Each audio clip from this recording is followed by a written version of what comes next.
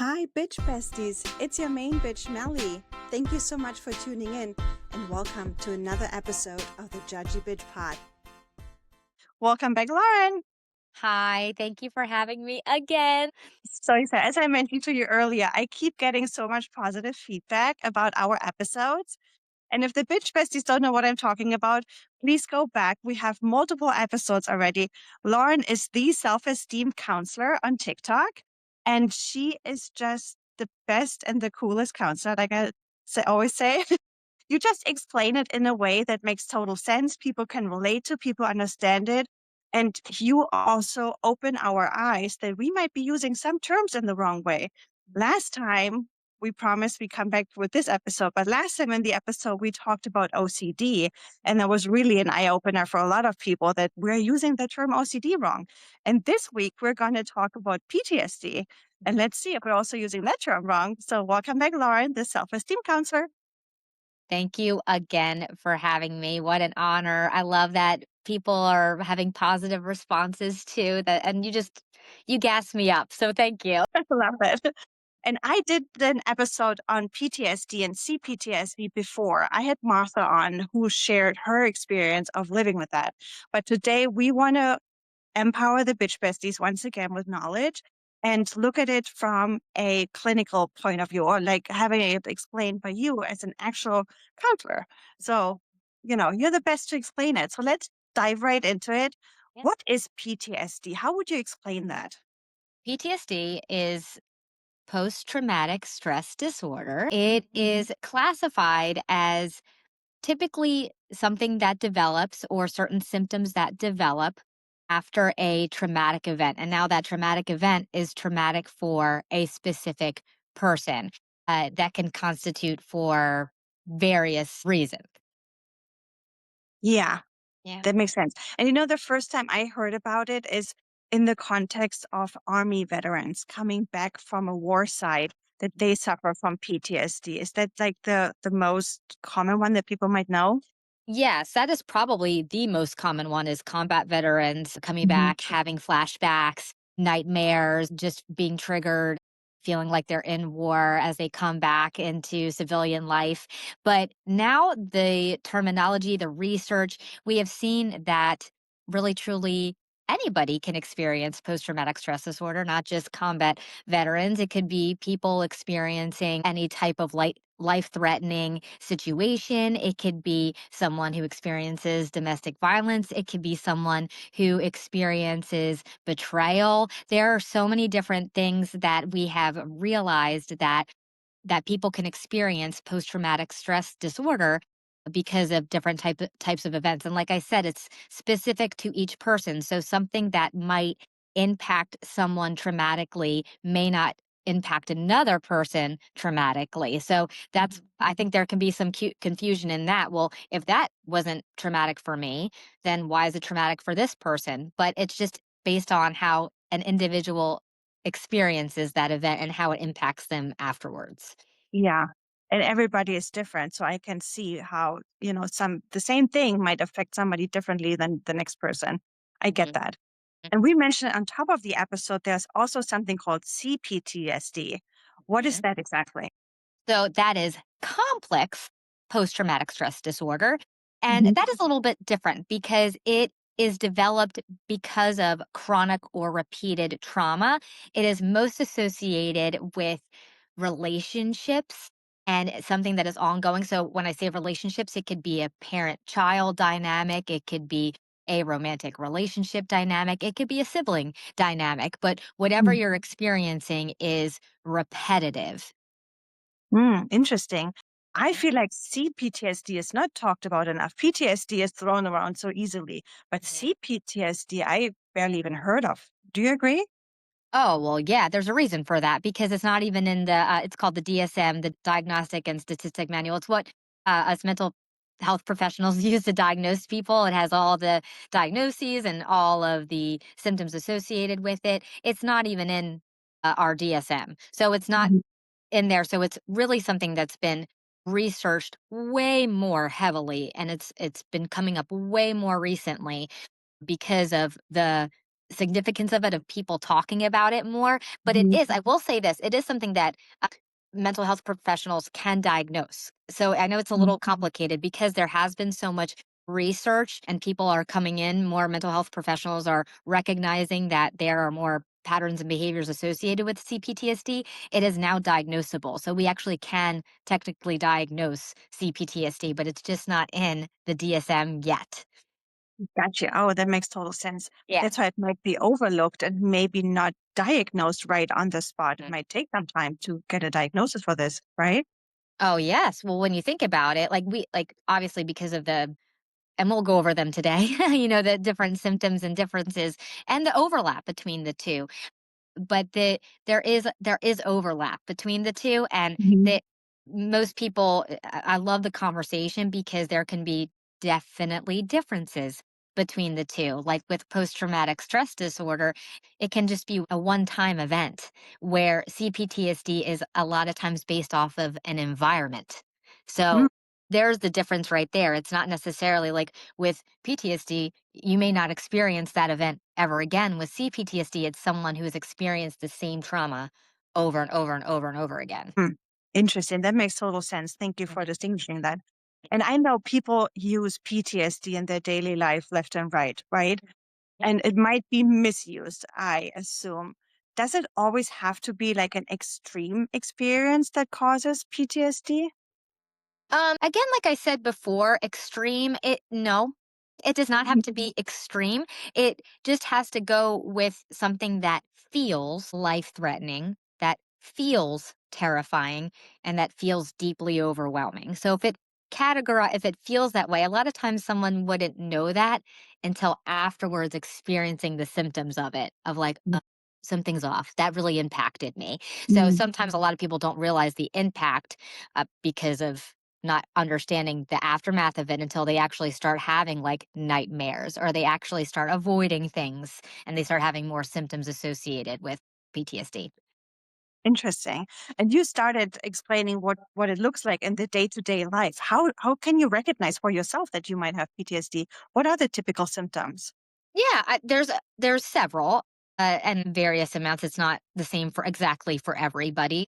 Depending, again, everybody's different, or whatever they're experiencing could be different. But there can be intrusion symptoms, such as, like I already mentioned, flashbacks, nightmares, distressing emotions, even just feeling like the trauma is happening again in that moment. There could be avoidance. There could be avoidance with like going certain places, talking about the event that happened. There could be avoidance with like wearing certain clothes that remind you of that time, or maybe using a perfume. There can be negative changes in mood and thinking, basically shame, fear, guilt, you name it. Feeling detached from oneself Mhm. as well. That's a huge part of PTSD as well. And that's also a huge part of CPTSD, is feeling disconnected from oneself. Another thing is hyper arousal, or like hyper vigilance, like being like on guard all the time, feeling like threat Mm. is there all the time. So easily startled is another symptom as well. So there's a lot of various. I didn't even list all of them, but those are a good bunch of the different symptoms that could happen if you are experiencing PTSD. Mm. And I know a lot of people talk about triggers these days, and that's also probably another term that's used way too easily and in the wrong context a lot of time. But I know for PTSD, there are actual triggers. How could they possibly show up?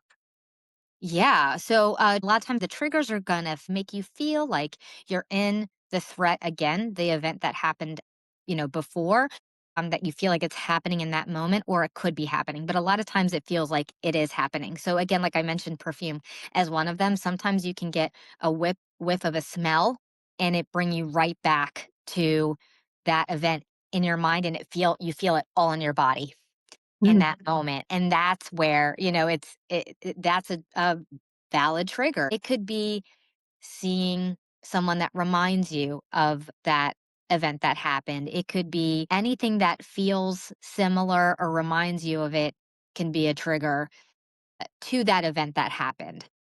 And are the symptoms different from PTSD to CPTSD? There are, so with the differences of symptoms, there are ones that overlap, but with CPTSD, there also can be shame, involve those feelings I was saying before of feeling guilt, things like that. But there are some differences of having relationship instability. There could be persistent feelings of worthlessness. There can be a lot of disassociation, again, that feeling connected with oneself, having like identity issues and not feeling like a loss of identity or not knowing who they are because of this. There can be chronic emptiness. But the what we talked about the first episode that I did about self-esteem, we talked about the four stress response, which are freeze, fawn, fight, or flight. And Yeah. so those are the four, and those can both be experienced in both PTSD and CPTSD. But there can be a lot of different outcomes when you have CPTSD because it's longer. So there could be like chronic mistrust is another one. There are so Mhm. many other things that can happen because when we think of CPTSD, it's repetitive, and so that loss of trust is not apparent, it's present afterwards. Basically your whole world, like once you like get out of the situation of CPTSD, it's like, where do I turn, where do I go? So there, those are the differences for sure. So PTSD is often tied to fear and hypervigilance, where CPTSD also impacts identity, emotions, and relationships. Hmm, interesting. And last time we spoke, we talked about OCD and intrusive thoughts. Do intrusive thoughts play a role in PTSD or CPT as well? Yes, I mentioned that in the beginning, like there's intrusion symptoms, which are Yeah. the same thing. So like those intrusive thoughts can definitely come in, those flashbacks come in, really, especially with the fear of like a fear of something happening or a threat. There's a threat going on, that hyper vigilance of like, what's going on here? What's happening Mhm. here? And so that's a lot of like when you think of it, an intrusion happening, again, feeling like that's what a trigger is, like feeling like the event is happening again, feeling like this is going to happen again. And that can both happen in both PTSD and CPTSD because you're feeling like, well, gosh, this thing that I experienced before is going to happen again. And so Mhm. that's where the intrusion comes in. And there is, we talked about this book too. I remember in the first episode. So everyone go listen to the first episode if you want to. But the body keeps the score. And so with Yeah. trauma, whether it's PTSD or CPTSD, the body keeps the score. Like it remembers, like when you have a trigger, it really truly feels like it is happening in the present moment. And it's very hard for other people to understand that if Mhm. they're not experiencing it. This person, a person could be experiencing a wonderful time, out and about with their friends or like a partner, and something can just feel like, oh, it's almost like it could be, again, like I said, a scent, or it could be a shift in a mood or something, and it can remind them and put them back in that place of where they were previously. And Yeah. there's the trigger. There it's going to be that hypervigilance. It's going to feel very unsafe. There's going to be a lot of distressing emotions happening a lot of times in, Mhm. in those moments, and people don't understand like what happened. Well, why is that still bothering you? That happened years ago. Well, the body Yeah. keeps score. That's what's interesting, and a lot of people don't understand that. Just because something happened, the triggering event happened 15 plus years ago, or that person is not in that their life anymore, or they're out of the environment, does not mean that they're not going to still have symptoms associated with that, or have, PTSD or CPTSD. Yeah. And you just said it, but I want to make it really clear again. The emotions that you're feeling, that the trigger brings to daylight, that you're pretty much reliving the situation again, that makes it different from a trigger versus just a memory, right? Yes, yes. It's not, PTSD is not just like a bad memory.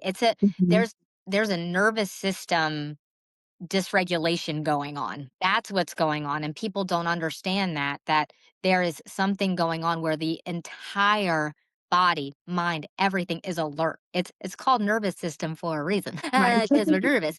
And so the body's all alert, but there's a dysregulation in that of like, I need to be on guard. Oh my gosh. And people don't, a lot of times people don't understand when someone suffers with PTSD or CPTSD, because it's like everything is fine. What's going on? Like, well, that was just like you said, a bad memory. And it's so much more than bad memories. It's something that literally happened to them and they experienced. Yeah. Can you have a physical reaction? Oh, yeah. I mean, you can have panic attacks. You can, I Mhm. mean, really think about it. You can, like I said, avoidance. You can avoid certain things. You can, I mean, paranoia can be a part of a symptom that you can Mhm. Yeah. experience. If there's a threat, you think everyone, you can might think at some time that everybody is against you. Is everybody in on this? Did everybody, who can I trust? If you cannot trust Mhm. yourself and then this happens, you can't trust others. Oh my gosh, that changes everything around you. That's very disabling. So, yeah, Mhm. there can be a lot of different physical symptoms that happen for sure. There could be, you could, have night sweats. You may not be able to sleep as well. There's a lot of people that experience PTSD or CPTSD that cannot sleep and that have a lot of sleep disruption. So, there's a lot of physical things that can happen to the body. I mean, more more so associated with CPTSD, I will say a little bit, like, there'd be more with, like, talking about, like, migraines or autoimmune disorders. There's a lot of research being Mhm. done Wow. in that area, so that's a little bit different than PTSD, where CPTSD, there's going to be, again, like, a there could be more physical symptoms. I've heard, people remember there's stress involved Mhm. with both. But if there's chronic, CPT, like that's the chronic repeated trauma of the complex PTSD, people can lose their hair. They can, you can see before and after of people of when they were in a traumatic situation and after they're out of a Mhm. traumatic situation. Yeah. It's the stress on the body that probably causes it. Well, yeah. I mean, when we like an example, and we talked about narcissism, narcissistic abuse is, Yeah. the aftermath. The victim will and survivor will experience CPT. Well, I mean, they are experiencing CPTSD and will experience CPTSD afterwards, even if they get out. Interesting. That's a very good point. Yeah. And since you're bringing up the narcissism episode we did, we also talked about a spectrum a little bit. Is Mhm. PTSD or CPTSD also a spectrum? Can you have it less or more or milder or stronger? Yeah, I mean, and to diagnose, not necessarily. You can have it shorter. There is an acute version that you can have. And with PTSD, there's like unspecified. So it's like you're not really sure of like the start and end possibly of it. And now there's complex in there as well, or chronic post traumatic stress. Mhm. Classifications as Yeah. well.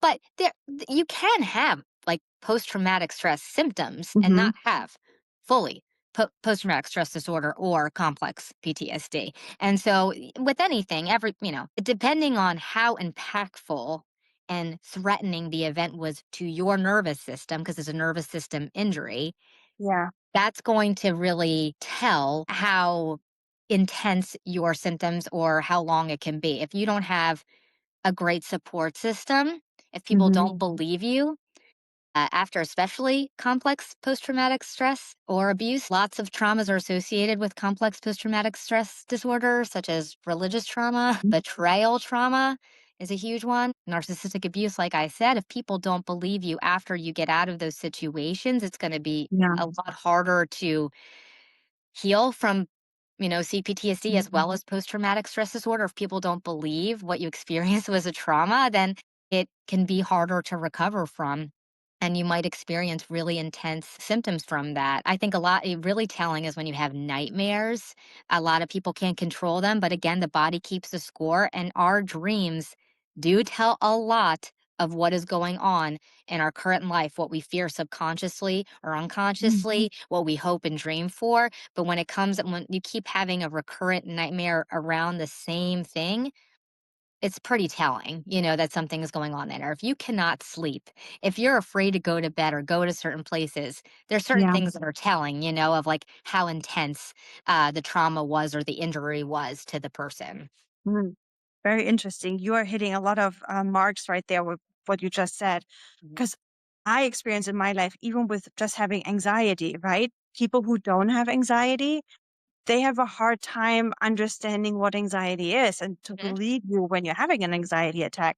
So I can only imagine somebody with PTSD or CPTSD that they might have a hard time finding people who can relate to them and understand them. And Mhm. right? Is that your experience too? Is that a Oh, yeah. I think, I mean, you're talking about empathy too, you know? If we're not gonna be willing to understand what somebody else is experiencing, you know, if you're not open to or willing to understand, you're never going to understand, Mhm. someone's worldview or what they're experiencing. And some people may never understand. To this day, PTSD and especially CPTSD, because it has not been talked about nearly as much as PTSD, are are very misunderstood. People think you Mhm. can, especially with CPTSD, people believe you can avoid abusive situations. That is just not Mhm. true. People Mhm. are intelligent that experience these things, and it's not like that. It People get manipulated, and there Yeah. is a lot going on that people do not see, and so it's not. These things are not black and white. As we can see, there's a lot of nuance in mental Yeah. health, and including PTSD and CPTSD. There's a lot of nuance that goes on, and a lot of people, like we were talking about, experience it different, and that's what can make it challenging for other people. I mean, let me tell you, I Yeah. hear from a lot of people that will, like I said before, that will be like, well, this happened like 10 years ago. And so they're not understanding whoever is in their life that has PTSD or CPTSD. And it's like, it doesn't matter, that if Right. it is still impacting them, it's still impacting them. And we meet people where they're at and what they're experiencing and believe them and validate them and go from there. Right. So this can happen to anybody, and it is not in their DNA. It's caused by events that happened in their lifetime, right? Yes. So the bitch besties listening right now, and they might say, I've been through something. Could I possibly have PTSD from that experience that I had in my life? What would you tell them when they should look into it and maybe seek help for it? Like when is the point when it's actual PTSD and you should go get help? Yeah, with any DSM, any diagnosis, anything listed in the DSM, like I was saying, it's whatever impacts your quality of life. So if your symptoms are taking from you and your quality of life to an extent that you are upset about, that you are frustrated about, that you are sad about, there is hope. There is always hope. You can recover and heal from PTSD and CPTSD, and there are people that will believe you. What's really challenging, specifically about CPTSD, like I was saying before, and even it happens with PTSD, is that a lot of people, because they're not seeing any necessary, not all the time, sometimes there are external wounds, but some people don't have external wounds, and so it's hard for other people to empathize or understand what someone is going through. And so a lot of times someone with CPTSD or even PTSD will be like, oh, was that even that big of a deal? Like they'll even minimize as Mhm. well. But you deserve to have someone, have a safe space to be able to be heard and listened to by someone who will validate you and help you. You don't have to have nightmares all the time. You don't have to be hypervigilant. Some people will avoid relationships for the rest of their lives because of a narcissistic abusive relationship that they were in. And so they'll avoid everybody and they'll just be like, I'm better alone, which a lot of times when you hear someone say like, I'm just better alone. I don't need anybody. That is a trauma response, but I think there's validity in that. There's avoidance in that as well, but it's also there are safe people around. It's and that's part of the scary part. Some of the treatment in these is exposure. Mhm. Sometimes, like, and especially with CPTSD, corrective experiences, like getting into, like, so if you were in a relationship before, and like with a family member, or again, like in a romantic relationship, it would be so scary to get back into another relationship and get close to anybody because there's a part of you that doesn't trust yourself. Well, will I trust myself to not get in this situation again? Again, Mhm. there's that person could put responsibility on themselves, like, and so there's hypervigilance. But the more you open yourself to that possibility and you do find safe people, then that is a corrective experience that could actually heal that part of you and enhance your life possibly. But that's so if you're being prevented from living the life that you want to live and doing the things that you want to live, or you can't, if you can't hold a job, if you can't hold relationship, you can't do the things that you want to do, then it's time possibly to get help. Wow. I think a lot of bitch besties will relate to what you just said because I feel like a lot of us girls out there had bad experiences in relationships with their families or their romantic relationships. Mhm. So what you just said really pulls a heartstring for me because I've been through both. And I am one of those that currently is not dating. I haven't dated in years. And I think you said avoidance is part of it, and that's definitely me. So for all the other bitch besties out there, what is it like a treatment or coping mechanism to get over that? What can I do to get over my current mindset? I'm done with dating. I'm over it. I've had enough. like Yeah, you just said, the yeah. avoidance. Yeah, I think, there could be a little like again, nuance or differences with each. So, like specifically with PTSD, there's been a lot of research with EMDR therapy that is very helpful for people. So getting into therapy is one option, obviously, of getting trauma Yeah. informed therapy Hmm. or meeting, meeting with a trauma informed counselor that Hmm. has those credentials. You want to make sure that people will typically that perform EMDR. IFS is internal family systems. That's a fave of mine. Not that I pick over, but I really love IFS and have appreciated it. Somatic therapies are really helpful because again, it's a nervous system injury, and so we talked about the body keeps the score, so Hmm. it releases. The intent is to release the trauma in the body because the body stores a lot of trauma. There's an incredible muscle in our bodies called the psoas muscle, which is back here, like in our lower back. And if you've have you ever done yoga before? Yeah.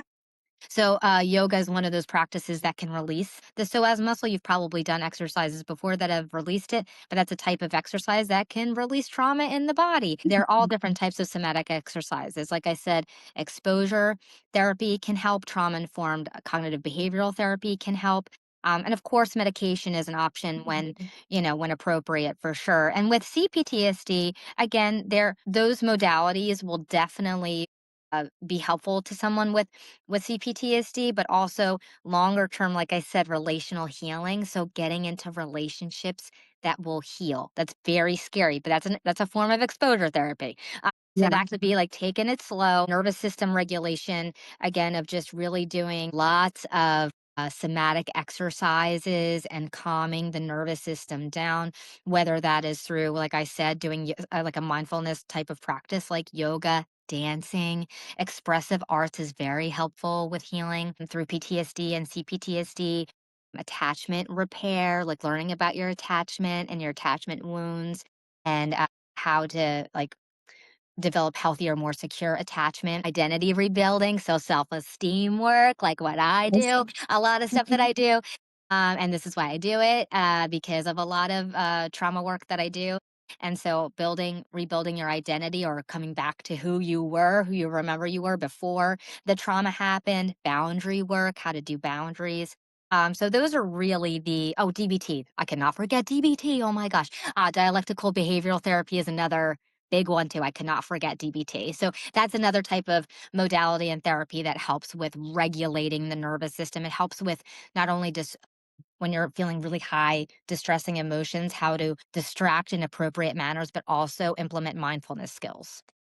Interesting. Super interesting. And I meant to ask you this so many times before because we always suggest therapy. Obviously, there's different therapy forms and methods. How do you pick a therapist without a recommendation? How do you know you get a good therapist? Do you have a tip there? So there are a few tips. It's hard, no matter what, Hmm. because you are building a relationship with this person, and you are like, especially with PTSD and CPTSD, it's very scary because there is no trust. The Yeah. trust has been broken Yeah. with self, and so it's like, can I trust that I pick the right therapist even? But it a lot of times you wanna if you resonate with their profile, so, like, Psychology Today is a very popular place where a lot of therapists market themselves and put their profiles up. If you read what they write, make sure that they say that they specialize in trauma and even ask those questions, and you'll feel like I mean, I know again, the trust is not there, so that's challenging, but you wanna make sure you really vibe with your therapist, that you and there's certain things because there are unhealthy therapists out there. They do exist in any Yeah. field. There's unhealthy people that are in this profession, but you just want to make sure that they validate you, that they hear you, that they do not cause any more harm. Mm, And so a lot of that is feeling safe where you are able to talk and communicate and that you're not feeling judged. And even if you did feel judged and that wasn't their intent, but you speak up about it and they hear you and listen, oh gosh, let's figure that out. Like you want to look for someone who truly has your back. They work for you. I always say that I work for my client. It's not the other way around. I don't want something from them. I want to meet them where they're at and go where they want to go. And so I think that is too, you get to have choice. If you don't feel comfortable, you're allowed to leave and pick another therapist. But it is tricky because it's not always that easy. And you are sharing something very deep and personal and scary to mhm. someone that you don't know. Yeah. Thank you so much. I think that's super helpful for the bitch besties. Because I hear that a lot, that people also have like a threshold to Mhm. even seek help and go to a therapist. And some people struggle with that. I don't know if that's just the trust thing that they, just don't trust it, or that there's so much stigma surrounding therapy also. So I think picking the right one and knowing what to expect, I think that that might help a lot of bitch besties, hopefully. Yeah, Yeah. it's hard, and it's also it could just be open to trial and error. That you can Yeah. try one, it may not be the right fit. I've been there. I'm a therapist, okay, Yeah. and I have met therapists for my own self that have not been it. You know, Yeah. it happens, and that they were not great therapists, and that's okay. And maybe not for me. Maybe they're great for other people, but for me, they weren't. And then you go along and then find ones that are phenomenal. Yeah. Yeah. Thank you so much. I think that's super helpful to know. But with PTSD, can that be healed? Is that something that ever can go away? Yeah, healing is absolutely possible. Please hear me Hmm. say that. Yes, it is. The brain and nervous system are capable of change, repair, and reconnection. It's possible. The brain is malleable. So I don't know if you've ever seen Inside Out 1 or 2. 2 gives a really good depiction of how the brain can change. Very cool in a negative way and a positive way. But the signs of healing, if you like, that you're looking for, I mean, most people know when their nervous system is not feeling great, you know? They may be more reactive. I mean, even with anger, we talk about, fight, you might be more reactive in your symptoms and your nervous system. And so that, like, you might notice a lot more anger in your recovery in the midst of it, but afterwards you're looking for feeling safer in your own body. You are discovering and developing more trust with yourself. You are feeling more connected to yourself and your identity, knowing who you are, having more confidence in who you are. You have better boundaries, so you're able to speak up and stand up for yourself, or just even say, okay, this is, right for me. This is not maybe so great for me. You're going to have more stable relationships, possibly. You're going to have less hypervigilance and not feel like there's a threat everywhere you go. So you're going to feel calmer, more places Hmm. that you go, and the more exposure that you have. And you're going to have a greater ability to feel restful, feel more present, and enjoy, like, have more contentment in life as well. And so when those symptoms come, when these ones come, that's again nuanced because healing is not linear. It, you know, like I said, the body does keep the score somewhat. So even if you go through treatment and something seems very similar that happened 20 years later, Yeah. you might have a re-trigger or a re-injury of your nervous system. And that's okay because you can enter into treatment again or do the things that you did before to help you heal. Yeah. And obviously that's a process that doesn't go overnight, especially Yeah. therapy and those methods that take a little while. But Mhm. is there one tip, maybe a breathing exercise, what you can do when you feel that trigger arising? Yeah, I mean, the goal is to feel grounded. I always like a simple, I like simple. I like to be Mhm. practical. So I give a little equation of calming the body first, then Mhm. calming the mind. You don't want to try to calm the mind because that will create more chaos and distress.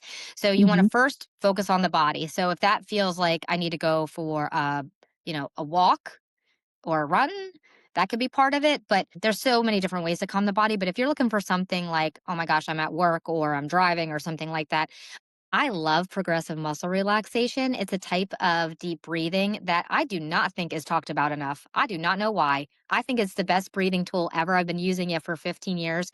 I tell all of my clients about it and they all love it. Like, I don't understand why it's not talked about more, but it's almost like being a human stress ball.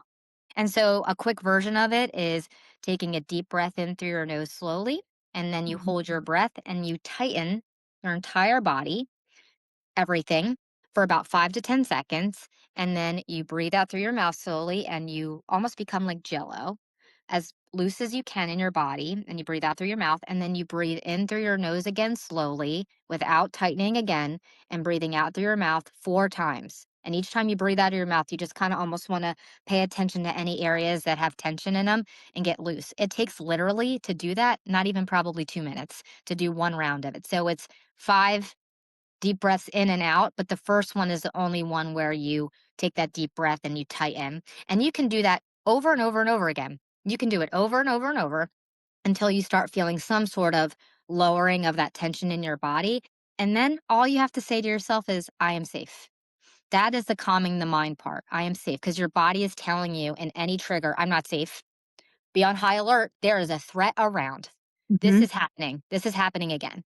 And so you're telling your body, I am safe. You can even put your hand on your heart, one on your tummy. You can even put one on your head. This is something that I have personally done, of just saying, my heart is beating, and my mind is working. I am present in this moment. I am safe. Because again, that's, I'm here. I'm okay. I'm Mhm. present. This feels like it's happening. It may not be happening. It may not be happening, because we're searching for evidence in that moment of like, it's happening. It's going to happen. Yeah, It's happening. And then it's like, okay, I need to look for evidence that it's not happening again, and to feel safe in my body again. It's almost I like love really it. truly like we talk about out of body experience, but that's kind of like what a Yeah, trigger is. But it's really a lot is going on actually in the body. It just yeah, feels like this jolt of like, oh my gosh, and it's very immediate and quick and fast, and it's like, a light switch. It turns up really highly distressing really yeah. quick. I love that. No, I love that. That's a great tip. I Mhm. think that even applies for any other situation, even just anxiety. It doesn't have to be only PTSD. You can apply that Oh to yeah, you anything. can use that for really, and I mean, truly, I've said this before. I don't want to say every diagnosis, but a lot of diagnoses are a disconnection from the body. Yeah. And it's a lot of, oh gosh, I have to do this, or I need to do this. And it's listening maybe to somebody else, or, you know, I need to do that. I need to have, 40 grams of protein. I need to have 40 grams of protein. And it's like, well, wait a second. Do you really need, like, do you know that? Like, how do you Yeah. know that? So that's kind of like, that's with any, disorder. And so you're looking to, again, just become connected to your Hmm. body and slow down. So yeah, calming the body and calming the mind, yeah, you really could use that for any way of even, like, regulating any of your emotions. Yeah. I love that. That's a great advice. Great tip Mm. there. And let's talk about CPTSD a little bit. Okay. We talked about triggers for Mhm. PTSD. With CPTSD, I imagine it's a little more complex, especially if it's stemming from like a family relationship and you're still in touch with that family. What do you do there?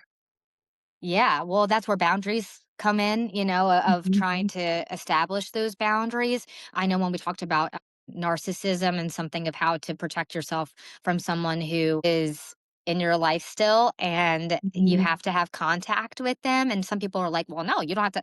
There are many situations where Yeah, someone has to have contact with someone that they do not want to.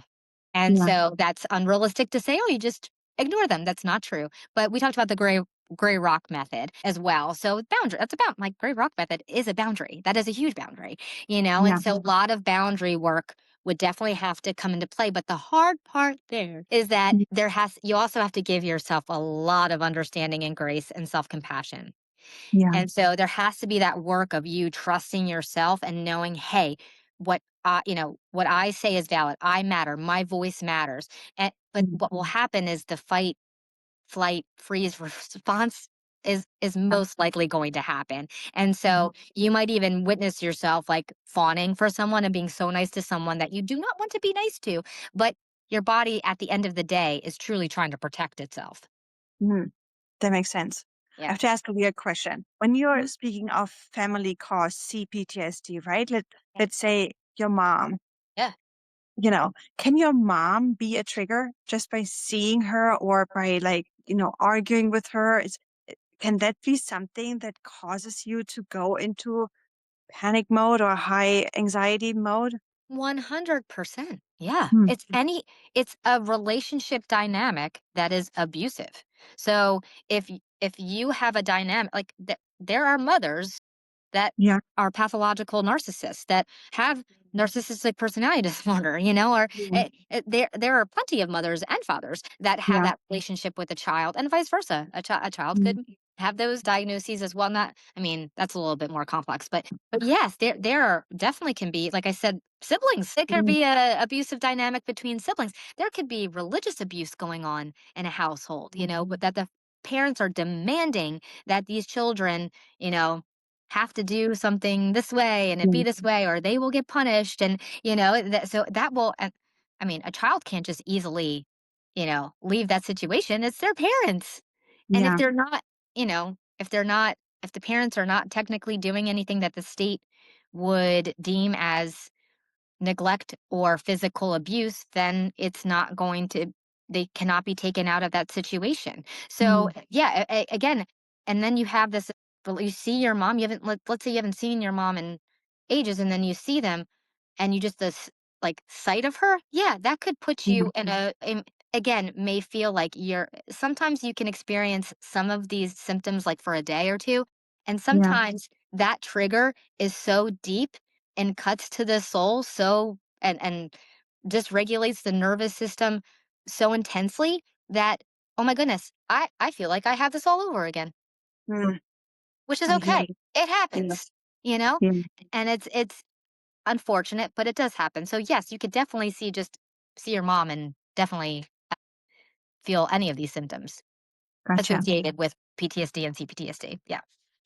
And I just want to make it clear, I wasn't talking about my mom. My mom is great. I was just using that as an example. But anyway, staying with the family and friend angle, if I have a friend who I know or even assume has PTSD or CPTSD, how can I support them best? Yeah, I think being so validating, listening to them, being available, obviously having your own boundaries because, there could, it could, want to make sure that you're protected as well, but just making them feel safe, asking them what they need, making their assuring them that they're not a burden, that their voice matters, that you enjoy their presence, you love who they are, just kind of validating them and reminding them of why you care about them, why they're important, all of those things. Also, to just reminding, like, hey, like if they're experiencing a trigger in front of you, I know this is super scary. This has to be super scary. What can I do for you right now? That, do you need to be left alone? Do you need a hug right now? Like you can ask those things. If you know more information about the person, you might not already know like what that person kind of needs to regulate their nervous system. But a lot of times it's you know, just checking in, giving like a little heart emoji and just thinking of you or I'm here. You don't have to respond. And just know that, you mean a lot to me. And I love spending time with you and just kind of reinforcing that you're a trustworthy person. And speaking of the support, obviously it's different for everybody, but is there an approximate time frame that it takes to heal when it starts getting better? Like, are we talking years? Are we talking decades? Can you put that into a Oh, time frame? it's too hard to say because it varies for everybody. Let's say, Yeah. someone has experienced CPTSD, like has been in an abusive situation since they were a baby and they didn't realize it until they're Mhm. an adult. Well, that's going to be different for someone. And again, it's like I said, it's different for each person and their life experiences and things like that. If someone has, a traumatic labor and delivery, Yeah. that can happen, that may be different for them as well. It just really depends on each person and what they feel. Remember, I said it feels, so it feels Right. less threatening. So how they did and how it impacts the body, and that's why it's so interesting to say it's too challenging to determine what it would look like. But it's possible. It is totally possible, and you can heal. That makes total sense. And thank you, Lauren, for explaining this so well again. It makes total sense, everything you're saying.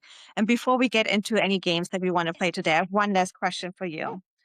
What's one thing you wish people would understand better about PTSD or CPTSD? I would say that it is not just like we said, it's not just a bad memory, and it's Hmm. not something that happens to someone.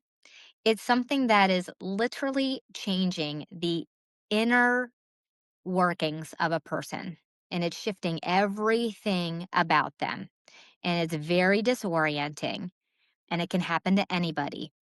Those are probably the most important things to realize, that Mm. it's nobody's fault to get it. Nobody wants to get it. No one tries to get it. Yeah. Those are both real disorders that impact a lot of someone's internal world. And it's, again, very disorienting, very scary, and it's very real to them. Yeah. Thank you so much. That was a great explanation. And we're staying on the educational side, although I'm saying games, but we're still staying on the educational side. The first game I have for us is called Triggered or Just Uncomfortable. Okay. So I'm going to say statements and you tell me if you think it's a PTSD trigger or maybe not necessarily, it depends or.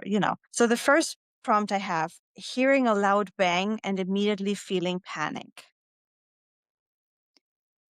I mean, that can it depends on why they're feeling panic, but it could be just feeling uncomfortable because it's a loud noise. That could be a lot of, like, I mean, gosh, we could be talking about other disorders as well. But it could be both.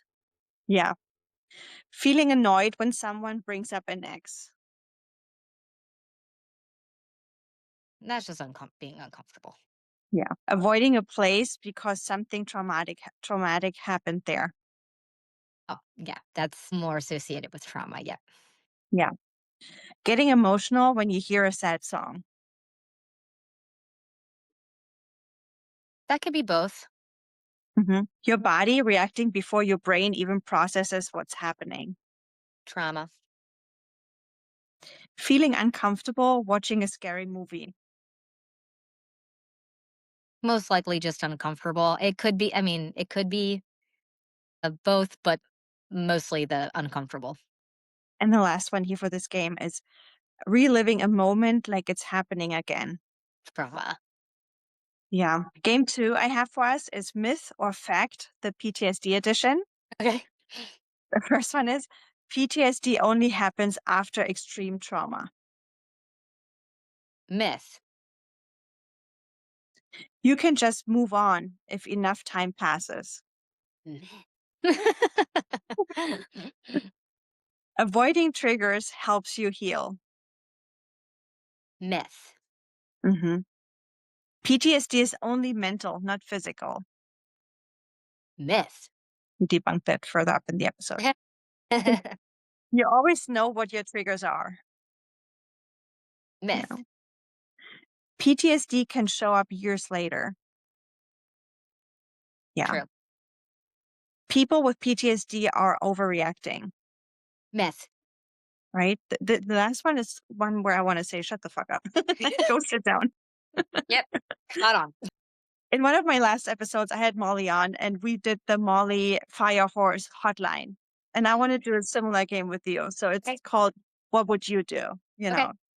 So the first one is you feel triggered in public. Do you leave immediately or stay?